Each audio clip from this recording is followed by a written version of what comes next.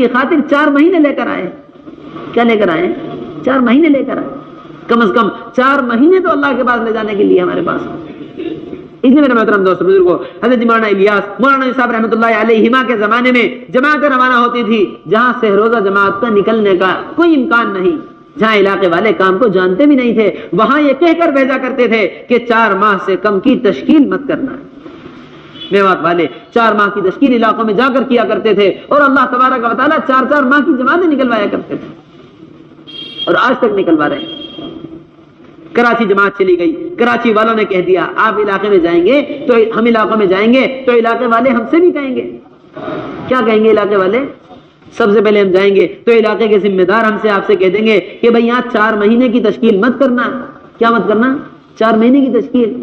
4 مہینے کی تشکیل کرو گے تو لوگ اکتا جائیں گے، 4 مہینے کی تشکیل کرو گے تو لوگ بدک جائیں گے. یہاں تو کمپنیوں والے علاقوں والے بڑے مصروف لوگ ہیں، ان کی تشکیل مت کرنا. یہاں تو تم سے روزہ کی تشکیل کر لو، چلے کی تشکیل کر لو، مسجد کی آبادی کی تشکیل کر لو، بس یہی بہت تشکیل ہے. اور حقیقت یہ ہے کہ یہ ذمہ دار حضرات سب سے زیادہ خود ڈرے ہوئے ہوتے ہیں کہ کہیں ہماری تشکیل نہ ہو جائے، جماعت بن گئی تو ہمیں لے جانی پڑے گی. اس ڈر میں تشکیل ہی کو انکار کرتے تھے. کراچی جماعت گئی میوات والوں کی. مولانا یوسف صاحب رحمۃ اللہ علیہ کے زمانے میں یہ سنا ہے کہ کراچی والوں نے کہا، کراچی جا کر کہا کہ بھئی ہم 4 مہینے کی تشکیل کرنے کے لیے آئے ہیں. 4 مہینے کی تشکیل کرنے کا کراچی والوں نے کہہ دیا کہ بھئی یہاں تو بڑے مصروف لوگ ہیں، کمپنیوں والے، علاقوں والے، ٹائم ٹیبل کے ساتھ چلنے والے، یہ وقت آفس کا، یہ گھر کا، یہ دکان کا، یہ فلانے کام کا، تم ان کو مسجد میں وقت لے لو، تم ان کے سے روزہ لگوا دو، بہت بڑی بات ہے. میوات والوں نے کہہ دیا کہ ہم سے تو یہ کہا گیا ہے کہ 4 مہینے کی تشکیل کرنی ہے، 4 مہینے کی تشکیل کرتے ہیں تو ہم یہاں آپ کے یہاں کام کریں گے، ورنہ آپ کی کراچی ہمیں کوئی کام کرنے کا شوق نہیں، ہم واپس نظام الدین جا رہے ہیں، جیسا حضرت نے کہا تھا ایسا کام کریں گے. کراچی والوں نے کہا کہ تم ضد پر ہو تو چلو کر کے دیکھ لو. 4 مہینے کی تشکیل کی. اللہ تبارک و تعالیٰ نے اس زمانے میں وہاں سے 4 ماہ کی جماعتیں نکلوا کر دکھلائی. محترم دوستو بزرگو، کام تو اللہ تبارک و تعالیٰ کا ہے. ہم سب کے سب مل جاویں، اللہ کی مدد ہٹ جاوے، ایک فرد کو مسجد نہیں لا سکتے، ایک کو روزہ نہیں لگوا سکتے. اور جب کام اللہ تبارک و تعالیٰ کا ہے، اللہ کی قدرت سے ہی ہوگا، تو پھر اللہ کے لیے کیا مشکل ہے؟ 4 مہینہ ہو یا 1 سال، 4 ماہ ہو یا 1 سال. اس لیے اللہ کی ذات پر بھروسہ رکھتے ہوئے 4 ماہ کی کم از کم تشکیل کرنی ہے. اور محترم دوستو بزرگوں، تشکیلی گشتوں کے اندر ایک بہت اہم بات یہ ہے کہ علاقوں کے اندر ہماری تشکیل میں تشکیل کا میدان ہر کلمے والا فرد ہے. ہم جس مسجد میں قیام کر رہے ہیں 150 مکانات والی مسجد، 200 مکانات والی مسجد، مثال کے طور پر جتنے بھی مکانات مسجد کے اطراف میں ہوں، ہر گھر پر ہم ملاقات کریں، ہر گھر پر. حضرت جی مولانا صاحب رحمۃ اللہ علیہ فرمایا کرتے تھے کہ کام کرنے والوں کے درمیان محدود ہو کر رہ جانا یہ کام کا سب سے بڑا نقصان ہے. یہ کام کا کیا ہے؟ بڑا نقصان ہے کہ ہماری جماعتیں علاقوں میں جاویں اور وہاں ممبر پر امام صاحب سے کہ بھئی 4 ماہ والوں کی فہرست دے دو، چلے والوں کی فہرست دے دو، ہم تبلیغ والوں میں ہی ملاقات کریں گے. فرماتے تھے کام کا بڑا نقصان کہ کام والوں کے درمیان محدود ہو کر رہ جائے. ہمارا میدان محنت تو ہر کلمے والا. ہم یہ سمجھ کر چھوڑ دیں فلانا ہمارے ذہن کا ہے، فلانا ہمارے خیال کا ہے، فلانا ہمارے خیال کا نہیں ہے، فلانا ہمارے ذہن کا نہیں ہے، فلانا ہمارے طبقے کا نہیں ہے. ہمیں تو طبقوں سے نکال کر امت بنانی ہے. کیا بنانی ہے؟ طبقوں سے نکال کر امت بنانے کے لیے نکلے. ہم نے ہی کسی کو طبقہ سمجھ لیا تو کیسے امت بنا سکیں گے؟ یہ فرمایا کرتے تھے حضرت جی مولانا الیاس صاحب رحمۃ اللہ علیہ کہ ادنا ایمان والے کی حقارت بھی اگر دل کے اندر آ گئی تو اللہ تبارک و تعالی عالم کی ہدایت کا کام تم سے نہیں لے سکتے. اس لیے میرے محترم دوستوں بزرگوں، ہر کلمے والے کو اپنا سمجھتے ہوئے، کسی کا مزاج نہیں بنا ہوا ہے، کوئی بات نہیں سنتا ہے تو زیادہ سے زیادہ کیا ہوگا؟ کوئی ہمیں گالی دے دے گا، کوئی اونچی آواز سے بات کر لے گا، کوئی ہم پر اپنے گھر کا دروازہ بند کر کے چلا جائے گا، کوئی ہم پر ناراض ہو جائے گا، کوئی ہمیں گالی دے کر ڈانٹ کر بھگا دے گا. اس سے زیادہ اور کیا ہوگا؟ کسی نے ہمیں مار بھی دیا تو اللہ کے نبی صلی اللہ علیہ وسلم کی سنتیں ادا ہو رہی ہیں. ہمارے نبی جب یہ تکلیف اٹھا سکتے ہیں تو ہم کیوں نہیں اٹھا سکتے؟ اس طرح علاقوں کے اندر کام کیا گیا. اللہ تبارک و تعالی جزائے خیر عطا فرمائے. کن قربانیوں کے ساتھ علاقے کے اندر کام کیا ہے بھائی اسلم صاحب کو اللہ تعالی جزائے خیر عطا فرمائے. کن قربانیوں کے ساتھ کیا ہے، کتنے پتھر کھائے، کتنی گالیاں کھائیں، کتنے تھوک سہے، کتنی تکلیفیں اٹھائی ہیں، آج اللہ تبارک و تعالیٰ نے کر کے دکھلا دیا ہے۔ 100 جماعتیں علاقے سے تیار بیٹھی ہوئی ہیں نکلنے کے لیے۔ بھلا ان کا نکلنا ممکن تھا؟ وہ تو جس جگہ پر جب قربانی دی جائے گی دین کی خاطر، اللہ تبارک و تعالیٰ قربانی دینے والے کو اور قربانی دینے والی جگہ کو دونوں کو قبول فرما لیں گے، یہاں ماحول بنا دیں گے اور اس کو قبول فرما لیں گے۔ اس لیے محترم دوستو بزرگو، ہر ایک پر محنت ہماری ذمہ داری ہے، ہر ایک پر۔ اور تشکیل کے اندر چوتھی بات یہ حضرت فرماتے ہیں، بڑی اہم بات، کہ تشکیل میں تشکیل کرنے والے اللہ کے نبی صلی اللہ علیہ وسلم اور صحابہ کرام رضوان اللہ تعالی علیہم اجمعین کے واقعات سنا کر نکلنے والوں کو آمادہ کریں۔ نکلنے والوں کو کیا کریں؟ نکلنے والوں کو آمادہ کریں، آمادہ۔ نکلنے والوں کو زبردستی نہیں کرنی ہے، ان کا ہاتھ پکڑ کر نہیں کھینچنا ہے، بلکہ ان کو اندر سے نکلنے کے لیے آمادہ کیا جائے، اتنی خوشامد تشکیل کے اندر کی جائے۔ بس یہ خوشامد والی بات یہ فرماتے ہیں۔ اللہ کے نبی صلی اللہ علیہ وسلم کی خوشامد پر اللہ تبارک و تعالیٰ کو ترس آ رہا تھا، اللہ کے نبی صلی اللہ علیہ وسلم کی خوشامد پر عمر رضی اللہ تعالیٰ عنہ کو ترس آ رہا تھا۔ ایسی خوشامد کر رہے تھے کہ یہ خوشامد اللہ کے راستے کے لیے تیار کرنے کے لیے۔ حضرت جی مولانا الیاس صاحب رحمۃ اللہ علیہ کے بارے میں سنا ہے کہ اتنی خوشامد کیا کرتے تھے، اتنی خوشامد کیا کرتے تھے کہ میوات والے کہا کرتے تھے، بات میوات والوں کو کوئی سمجھ میں نہیں آتی تھی، بہترین شاندار اردو بولنے والے، آدھی اردو آدھی فارسی، اور ان میواتیوں کو سیدھی زبان بھی سمجھ میں نہ آتے۔ ایسے میواتی لوگ، آپ کی بات ان کو کوئی سمجھ میں نہیں آتی تھی، بلکہ یہ کہا کرتے تھے کہ ہم تو اللہ کے راستے میں اس لیے نکل رہے ہیں کہ کہیں یہ بڈھا مر نہ جاوے، کہیں یہ بڈھا کیا نہ ہو جائے، ہاں کہیں یہ بڈھا دعوت دیتے دیتے مر نہ جائے، اس لیے ہم اللہ کے راستے میں نکل رہے ہیں۔ اس لیے فرماتے ہیں کہ تشکیل میں خوشامد، اپنے آپ کو تھکاؤ، خوب تھکاؤ، کہ ہمارے تھکنے پر اللہ کو بھی ترس آئے، اللہ کے بندوں کو بھی ترس آ جاوے، اللہ تبارک و تعالیٰ ہدایت کی ہوائیں چلا دیں اور پھر یہ اللہ کے راستے میں نکل جائے۔ اتنی خوشامد کرنی ہے۔ اور یہ فرماتے ہیں کہ ان نکلنے والوں کی پریشانی کو سنو، ان کی بیماری کا حال سنا، ان کی دکان کا حال سنا، ان کے کاروبار کا حال سنا، ان کی پریشانیوں کو سنا، اور ان کی پریشانیوں کا حل صحابہ اکرام کے واقعات سے بتلاؤ۔ کس سے بتلاؤ؟ صحابہ کے واقعات سے۔ آپ بیمار ہیں، صحابہ بھی بیماری میں نکلا کرتے تھے، عمرو بن الجموح پیر سے لنگڑے تھے، اللہ کے راستے میں یہ کہہ کر نکلے تھے کہ بچے جنت کی طرف جاویں، باپ پیچھے رہ جائے، یہ اچھی بات نہیں ہے، یہ کہہ کر لنگڑے پن میں اللہ کے راستے میں نکلے اور شہید ہو گئے۔ مقداد رضی اللہ تعالی عنہ ایسے بھاری بدن تھے کہ جہاں تشریف فرماتے تھے گوشت لٹک جایا کرتا تھا، لوگ کہتے تھے کہ آپ اللہ کے راستے میں مت جائیے، آپ معذور ہیں، فرمایا کرتے تھے انفروا خفافا وثقالا، ہلکے ہو یا بھاری اللہ کے راستے میں نکلو۔ قرآن پاک کی آیت مجھے رکنے نہیں دیتی۔ اپنے کھیت کا کاروبار کا مسئلہ رکھ رہے ہیں تو ان سے کہہ دو کہ مدینہ منورہ والے اپنے کاروباروں کو، اپنی کھجوروں کو چھوڑ کر نکلے، اللہ تبارک و تعالیٰ نے ان کی زندگیوں میں، ان کے باغات میں، ان کے مدینہ منورہ میں ہر چیز میں برکت کر دی ہے۔ آج مدینہ منورہ چلے جاؤ، ان کی قربانیوں کی برکت کے اثرات کیسے مدینہ منورہ کی برکات۔ یہ فرمایا کرتے تھے حضرت جی مولانا صاحب رحمۃ اللہ علیہ، جس مسئلے کو چھوڑ کر اللہ کے راستے میں، جس کام کی، جس مسئلے کی قربانی دے کر اللہ کے راستے میں نکل گئے، اللہ تبارک و تعالیٰ نسلوں تک حل فرما کر دکھلائیں گے۔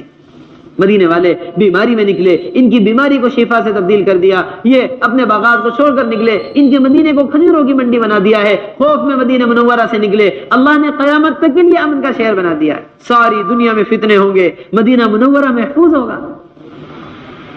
اس لیے صحابہ کے واقعات سے حل بتلاتے ہوئے ان کو اللہ کے راستے کے لیے آمادہ کرنا ہے، اللہ کے راستے کے لیے کیا کرنا ہے؟ آمادہ کرنا ہے۔ پھر جتنے لوگوں کے تشکیل میں نام آ جائیں، یہاں مسجد کی آبادی کی محنت کے دوران، یہاں عمومی گشتوں کے یہاں مسجد میں عمومی بات چیت کے درمیان، یہاں مذاکروں کے درمیان جتنے بھی نام اللہ کے راستے کے لیے آ جائیں، ان ناموں کو نقد وصول کرنا، ان ناموں کو کیا کرنا ہے؟ نقد وصول کرنا۔ یہ اللہ کے راستے میں نکل کر وصولیابی والا گشت ہے،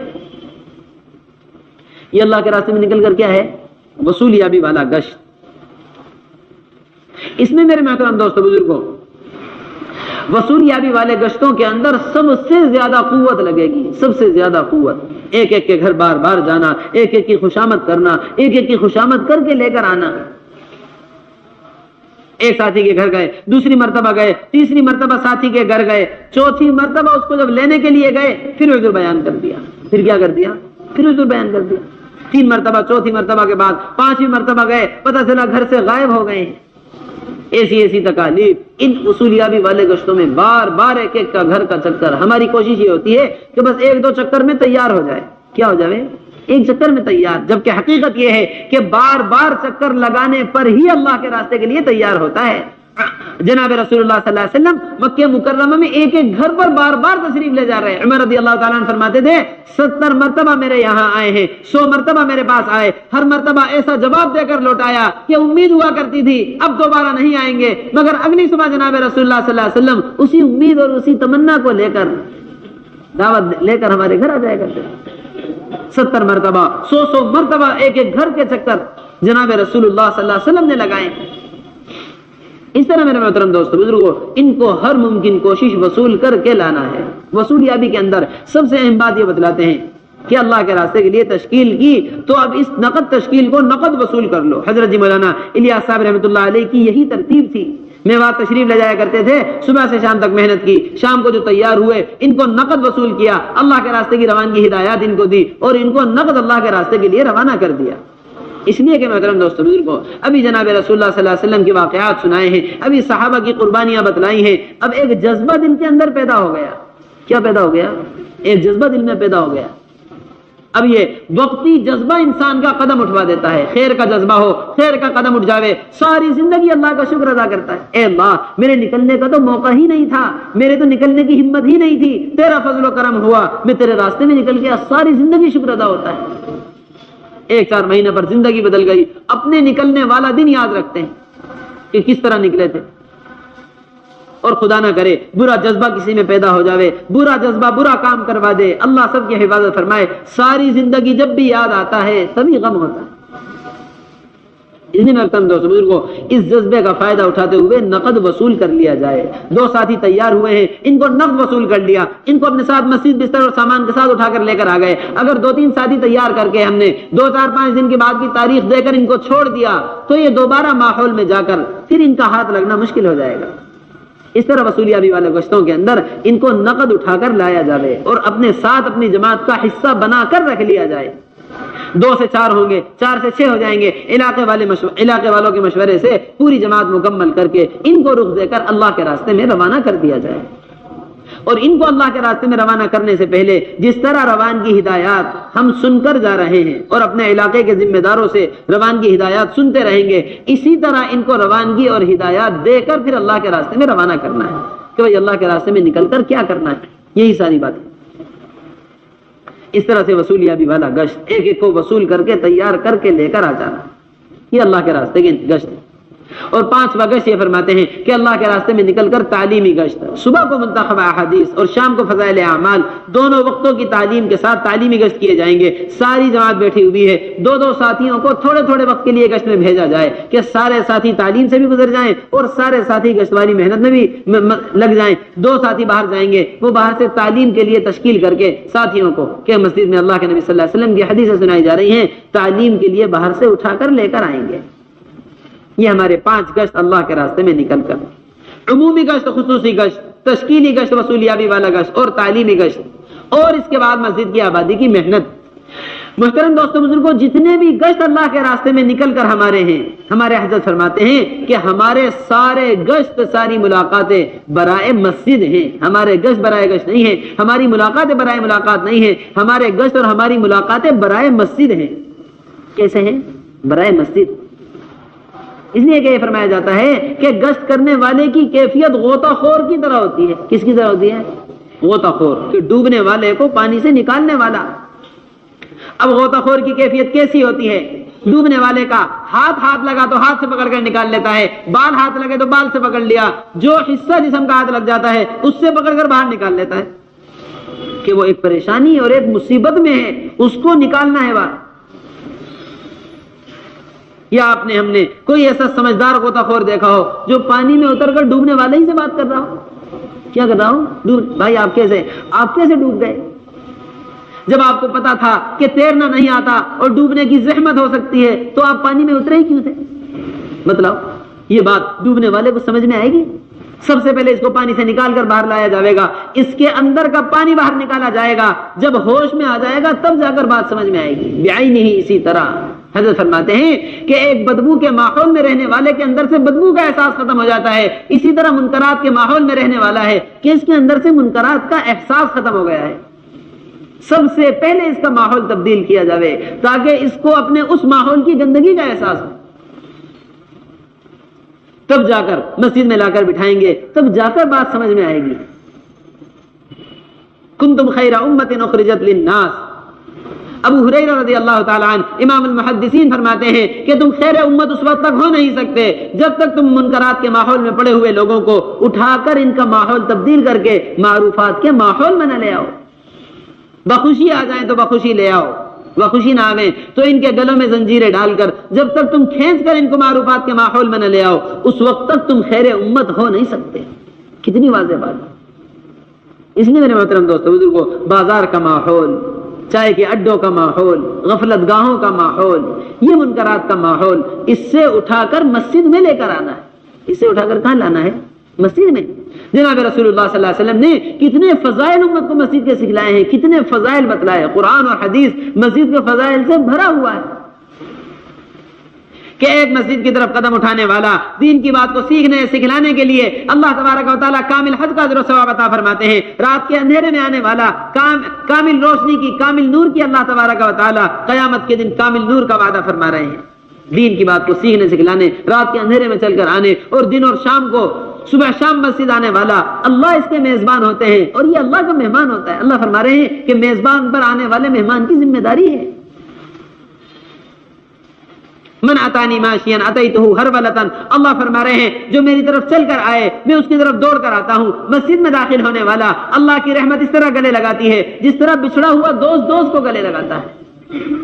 اسی لیے حضرت مولانا الیاس صاحب رحمۃ اللہ علیہ فرمایا کرتے تھے کہ جس شخص کا قدم تم نے مسجد کی طرف اٹھوا دیا اس کو اللہ کی رحمت کے حوالے کر دیا۔ اس کو کیا کر دیا؟ اللہ کی رحمت کے حوالے۔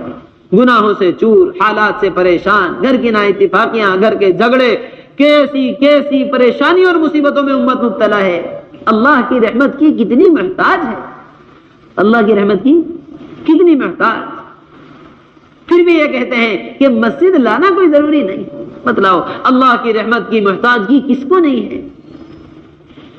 اس لیے میرے محترم دوست بزرگوں، مسجد میں اٹھا کر لے کر آنا، ایک قدم اللہ کے گھر کی طرف اٹھوا دیا، اللہ کی رحمت کے حوالے کر دیا، اللہ کی رحمت کی طرف دوڑ کر آ گئی، گھر میں مسجد میں داخل ہو گیا تو اللہ کی رحمت نے اس طرح گلے سے لگا لیا جس طرح بچھڑا ہوا دوست کو لگاتا ہے۔ اس طرح ہر ایک کو ہر گشت کے دوران مسجد میں لے کر آنا۔ ابو ہریرہ رضی اللہ تعالی عنہ بازار والوں پر گشت کر رہے ہیں اور یہ فرما رہے ہیں ما اعجزکم یا اہل السوق، کس چیز نے تمہیں عاجز کر دیا ہے کہ مسجد میں جناب رسول اللہ صلی اللہ علیہ وسلم کی میراث تقسیم ہو رہی ہے، میراث بتلا کر مسجد کے حلقے کی طرف بازار والوں کو بھیج رہے تھے۔ کہاں بھیج رہے تھے؟ مسجد کے حلقے کی طرف۔ یہ حضرت فرماتے ہیں کہ مسجد میں اعمال قائم کرتے ہوئے باہر کی ملاقاتوں کے ذریعے ایمان والوں کو اٹھا کر مسجد میں لے کر آ جانا، یہ مسجد کی آبادی کی محنت ہے۔ یہ مسجد کی آبادی کی کیا ہے؟ محنت۔ یہاں عمل قائم کرتے ہوئے باہر کی ملاقاتوں کے ذریعے ایمان والوں کو مسجد میں اٹھا کر لے آنا، یہ مسجد کی آبادی کی محنت۔ باہر ملاقاتیں کرنے والوں کے بارے میں فرماتے ہیں کہ 3 قسم کی باہر جماعتیں بنا لو۔ کتنی قسم کی؟ یہ وہ سمجھنے کی بات ہے، آبادی کا عمل سب کرتے ہیں مگر سب مختلف طریقوں سے کر رہے ہیں۔ یہ فرماتے ہیں کہ باہر 3 قسم کی ملاقاتیں ہو جائیں۔ ایک جماعت وہ بنا دو جو باہر بازاروں میں، چائے کے اڈوں پر، کھیل کے میدانوں پر، جتنی بھی غفلت گاہوں میں مسلمان اس وقت مصروف ہے سب سے اٹھا کر لے کر آئیں۔ یہ فرماتے ہیں سب سے پہلے ملنے والا مسلمان سب سے زیادہ حقدار ہے کہ اس کو اللہ کے گھر لایا جائے۔ اس طرح ایک ملاقات۔ اور دوسری ملاقات یہ فرماتے ہیں آبادی کے عمل کے دوران گھر گھر کی بھی ملاقات کر لی جائے، گھر گھر کی بھی ملاقات، ایک ایک دروازے پر گھر گھر سے لوگوں کو اللہ کے راستے کے لیے لانا۔ اور تیسری ملاقات یہ فرماتے ہیں کہ جس طرح اللہ کے راستے میں جانے والوں تشکیل شدہ لوگوں کو اللہ کے راستے کے لیے وصول کیا جاتا ہے نامزد، اسی طرح ہماری مسجد میں وقت دینے کے لیے جو تیار ہو گئے تھے، مثال کے طور پر عبداللہ عبد الرحمن ظہر میں وقت دینے کے لیے تیار ہو گئے، ظہر کی نماز کے بعد مسجد کی آبادی کی محنت کرنے والے ان کو ان کے گھروں سے وصول کر کے لاویں نامزد کہ آپ ماشاءاللہ ظہر میں وقت دینے کے لیے تیار ہو گئے تھے، اب ظہر کی محنت شروع ہو گئی ہے، آپ تشریف لے آئیے۔ بازاروں پر ملاقاتیں، گھر گھر پر عمومی ملاقاتیں، اور جنہوں نے وقت دینے کا وعدہ کر لیا تھا ان کو باقاعدہ مسجد کی آبادی کے لیے وصول کرنا۔ یہ تینوں ملاقاتیں ہماری آبادی میں ہو جائیں۔ لانے والے استقبال والے کے حوالے کر دیں، استقبال والے انتظام کر کے رکھیں، لنگی کا، کپڑوں کا۔ بہت ساری ملاقاتوں میں آنے والے یہ عذر کرتے ہیں کہ بھائی ہم تو ناپاک ہیں، ہم تو کیا ہیں؟ ناپاک۔ حضرت کے الفاظ، حضرت فرماتے ہیں روانگی کے اندر بار بار کہ ایمان والوں سے یہ کہہ دو کہ ایمان والا ناپاک نہیں ہوتا۔ آپ مسجد آ جائیے، اگر پھر بھی کپڑوں پر لگی ہوئی ناپاکی کا عذر کریں تو آپ کہہ دیجئے اور ہم کہہ دیں کہ جو ہے ہم نے مسجد میں آپ کے لیے انتظام کیا ہوا ہے، کپڑوں کا بھی انتظام ہے، آپ تشریف لے آئیے، ہر حال میں مسجد لا کر فریضہ ادا کروا دینا۔ حضرت جی مولانا الیاس صاحب رحمۃ اللہ علیہ فرمایا کرتے تھے جتنے برے حال سے برے حال ایمان والے کے پاس جاؤ گے اللہ تبارک و تعالیٰ کو اتنا ہی قریب پاؤ گے، اللہ کو اتنا ہی قریب پاؤ گے۔ بیچارہ کوئی نشے میں چور، کوئی گناہوں میں مبتلا، کسی نے مسجد کا رخ ہی کبھی ساری زندگی نہیں کیا ہے، آج اس کو اٹھا کر پوری کوشش اور محنت سے اللہ کے گھر لے کر آ گئے، کتنا اللہ تبارک و تعالیٰ لانے والے سے خوش ہوں گے جب آنے والے سے اتنا خوش ہو رہے ہیں۔ کسی کا بچھڑا ہوا بیٹا اس کو لا کر دے دیا جائے کتنا خوش ہوتا ہے۔ کوشش ہوگی کہ سارا مال اپنا اسی پر لٹا دوں، کیا لا دیا؟ میرا بچھڑا ہوا بیٹا مجھ کو لا دیا۔ ایک اللہ سے بھٹکا ہوا بندہ لا کر اللہ سے ملوا دیا، ملوانے والے کو کتنا اللہ کا قرب حاصل ہوگا۔ فرمایا کرتے تھے جتنے برے حال سے برے حال کے پاس جاؤ گے اتنا اللہ کو قریب پاؤ گے، اتنا اللہ کو قریب پاؤ گے۔ اس لیے محترم دوستو بزرگوں، اس طرح سے مسجد میں اٹھا کر لے کر آنا، پھر یہاں استقبال والے ان کو نماز ادا کروا کر ناپاکی کی حالت میں ہے تو وضو اور لنگی اور سب چیزوں کا انتظام ہمارے ساتھ ہی رکھیں، ان کو کپڑے پہنا کر پاک صاف کروا کے یہاں نماز ادا کروا کر تعلیم میں بٹھوا دیں۔ اب تعلیم والے پورے چاق و چوبند ہوشیار ہو کر تعلیم کریں۔ آنے والا ساتھی کتنا وقت لے کر آ رہا ہے، اس کو تعلیم کے حلقے سے گزرواتے ہوئے ایمان کی اور دعوت کے حلقے میں بٹھانا ہے۔ یہاں تعلیم کرنے والے منتخب حدیث، فضائل اعمال دونوں کتابوں میں سے کسی بھی کتاب سے تعلیم کریں، کسی کتاب کی قید اور تعین نہیں ہے، مگر آنے والے کی ضرورت کے مطابق تعلیم ہو، موٹی موٹی حدیثیں پڑھ کر سنائی جائیں۔ اللہ کے راستے میں نکلنے کے لیے ترغیب دی جا رہی ہے تو اللہ کے راستے کے فضائل پڑھ لیے۔ نئے آنے والے ہیں تو ایمان کی اہمیت، ایمان کی حدیث، نماز کی حدیث اور علم کی حدیث پڑھی، اللہ کے راستے کے لیے ہر حدیث کے بعد ترغیب دے کر تیار بھی کرتے رہیں درمیان میں، اور پھر تعلیم کے حلقے میں آدھا وقت گزروا کر ایمان کے دعوت کے حلقے میں بٹھا دیں۔ ایمان و دعوت کے حلقے کے اندر رہنے والے اللہ کے راستے کی تشکیل کریں، روزانہ مسجد کی تشکیل کریں، اور جو ہے گھر میں 5 اعمال کے ساتھ تعلیم کی تشکیل کریں، بچوں کے قرآنی مکاتب کی تشکیل کریں۔ یہ چاروں تشکیل، ایک تشکیل اللہ کے راستے کی ہے اور اس کے ساتھ 3 تشکیلیں مقام پر محنت کی ایسی تشکیلیں ہیں کہ ہمارے محلوں کے اندر رہنے والے یہی 3 طبقے ہیں، یہ تو محلے میں بالغ مرد ہیں یا عورتیں ہیں یا بچے ہیں۔ ایسی تشکیل ہو، مرد سارے مسجد میں وقت دینے لگیں، عورتیں گھروں میں 5 اعمال کے ساتھ تعلیم شروع کر دیں اور اپنی ہفتے واری تعلیم سے بھی جڑ جائیں، اور ہمارے بچے مکتب میں داخل ہو جائیں، سارا محلہ دینی آبادی سے جڑ جائیں۔ اس طرح یہ چاروں تشکیلیں ایمان کے حلقوں کے اندر۔ اب حضرت ہمارے فرما رہے ہیں کہ اپنی مسجد کی آبادی کی محنت کے دوران مقام پر بھی خروج میں بھی یہاں دعوت اور ایمان کے حلقے کے ساتھ ساتھ سیکھنے سکھلانے کا بھی حلقہ لگایا جائے۔ جیسا اللہ کے راستے میں نکل کر دوپہر کی تعلیم کے بعد سیکھنے سکھلانے کا حلقہ لگتا ہے، اسی طرح سیکھنے سکھلانے کا حلقہ آبادی کی محنت کے دوران بھی ہو، کہ جب تک سیکھنا سکھلانا مسجد کی سطح پر نہیں آئے گا امت کی جہالت کا کوئی حل نہیں نکل سکتا۔ آج بھی ہماری مسجد میں 50% سے زائد بڑی احتیاط کے ساتھ نماز پڑھنے والے لوگ وہ ہیں جن کو دعائے قنوت ہی نہیں آتی ہے۔ آپ دعائے قنوت سنو، آپ التحیات سن لو، التحیات صحیح نہیں ہے، دعائے قنوت صحیح نہیں ہے، نماز کے مسائل سن لو، نماز کے مسائل نہیں آتے۔ آج ایک پریشانی اور مصیبت ان کو مسجد تک لے کر آ گئی ہے، مگر ان کو نماز پڑھنے کے طریقے نہیں آتے۔ اس لیے میرے محترم دوستو بزرگ فرماتے ہیں جس طرح محلے کی ضرورتیں بازار سے پوری ہو رہی ہیں، یہ کارخانے دنیاوی ضرورتوں کو پوری کرتے ہیں، یہ ہماری مسجد دینی کارخانے ہیں جو ہماری دینی ضرورتوں کو پورا کریں گے، کہ ایک محلے سے سارے محلے والوں کی دینی ضرورت پوری ہو رہی ہو۔ اس کے لیے اپنے امام صاحب کی خوشامد کر کے، اپنے مولوی صاحب کی خوشامد کر کے، جو درس و تدریس میں یا اپنی دنیاوی کمائی میں مصروف ہیں، ان سے کہہ دیں کہ آپ اپنی سہولت کا کوئی بھی وقت ہماری مسجد میں دے دیجیے۔ آبادی کا عمل ہوتا ہے، اس کے ساتھ ساتھ سیکھنے سکھلانے کا حلقہ، ایمان والوں کو جمع کر کے ہم لائیں گے اور ان کو نماز آپ سکھلائیں گے۔ اس کے لیے علاقے میں امام صاحب کو، مولوی صاحب کو آمادہ کر کے ان کی سہولت کا وقت، آپ کو آدھا گھنٹہ سہولت ہے تو آدھے گھنٹے سے آپ شروعات کر دیجیے۔ محلے والے سب آپ سے نماز سیکھنا چاہتے ہیں، اور ان حلقوں کے اندر موٹے موٹے مسائل، جیسے اللہ کے راستے میں نکل کر صبح اور شام 2 حلقے لگتے ہیں نا، صبح کو قرآن کا اور شام کو سیکھنے سکھانے کا، بس یہی دونوں حلقے ہماری مسجد کی آبادی کی محنت میں ایک ساتھ لگائے جائیں گے۔ اس میں قرآن بھی صحیح ہو، اس میں پاکی طہارت کے مسائل بھی ہوں، اور اس کے اندر نماز کا طریقہ بھی سیکھا جائے ایک ایک کو لا کر. یہ مسجد نبوی والے معمولات. مسجد نبوی میں نماز بھی سکھلائی جا رہی تھی. مسجد نبوی میں عمر رضی اللہ تعالیٰ ممبر سے تحیات بھی سکھلا رہے تھے. مسجد نبوی میں اللہ کے راستے کی تشکیل بھی ہو رہی تھی. سارے اعمال مسجد نبوی میں ہو رہے تھے. یہ ہماری مسجدوں میں قائم ہو گئے تو ہمارے محلے انشاءاللہ تعالیٰ 100% دین پر آ جائیں گے. حضرت جی مولانا یوسف صاحب رحمۃ اللہ علیہ فرمایا کرتے تھے تم اپنی مسجدوں کو مسجد نبوی کے معمول پر لے آؤ, تمہارے محلے مدینہ منورہ والے ماحول میں آ جائیں گے. تمہارے محلے کہاں جائیں گے؟ مدینہ منورہ والے ماحول میں. اس لیے محترم دوستو بزرگوں, اس طرح مسجدوں کو آباد کرنا ہے, اس طرح مسجدوں کو آباد کرنا ہے. اس طرح پہلے نمبر کے اندر اپنے آپ کو ایمان کی دعوت میں لگانا, انفرادی طور پر, اجتماعی طور پر, تعلیم جو ہے گشتوں کے ذریعے, ملاقاتوں کے ذریعے اپنے آپ کو ایمان کی دعوت میں مصروف رکھنا ہے اللہ کے راستے میں نکل کر. اور دوسری چیز محترم دوستو بزرگوں, اللہ کے راستے میں نکل کر اپنے آپ کو نماز کا عادی بنانا ہے. کیا بنانا ہے؟ نماز کا عادی, کہ ساری عبادتوں کی چوٹی ہے نماز. اللہ کے نبی صلی اللہ علیہ وسلم نے فرمایا ہے سب سے پہلے نماز کا سوال ہوگا جو نماز کے حساب میں جو ہے, جس کا نماز کا حساب صحیح نکلا ساری منزلیں اس کی آسان ہوتی چلی جائیں گی. جو نماز کے حساب میں پھنس گیا ساری منزلوں میں پھنستا چلا جائے گا. عمر رضی اللہ تعالیٰ عنہ نے فرمایا ہے کہ جس کی نماز نہیں اس کا اسلام میں کوئی حصہ نہیں ہے. اس کا اسلام میں کیا نہیں ہے؟ کوئی حصہ نہیں ہے. محترم دوستو بزرگوں, ہم نے دکان کے نقصان کو نقصان سمجھا, کاروبار کے نقصان کو نقصان سمجھا, کھیت کے نقصان کو نقصان سمجھا. بتلاؤ, ایک کاروبار, ایک دکان والے کی پورے دن کوئی کمائی نہیں ہوتی, پورے دن مزاج خراب رہتا ہے. پورے دن کیا رہتا ہے؟ مزاج, گھر والوں سے بات کرنے کو دل نہیں چاہ رہا, کسی سے بات کرنے کو دل نہیں چاہ رہا. کیا ہو گیا؟ کوئی کمائی نہیں ہوئی, پورے دن کی محنت بیکار گئی. کسی کی دکان جل جاوے, کسی کی دکان میں ڈاکہ ڈل جائے, کسی کے گھر میں ڈاکہ ڈل جائے, بھلا وہ آدمی, وہ شخص سکون سے بیٹھ سکتا ہے؟ وہ اپنے گھر والوں کے درمیان کھاتا پیتا خوشی راضی رہ سکتا ہے؟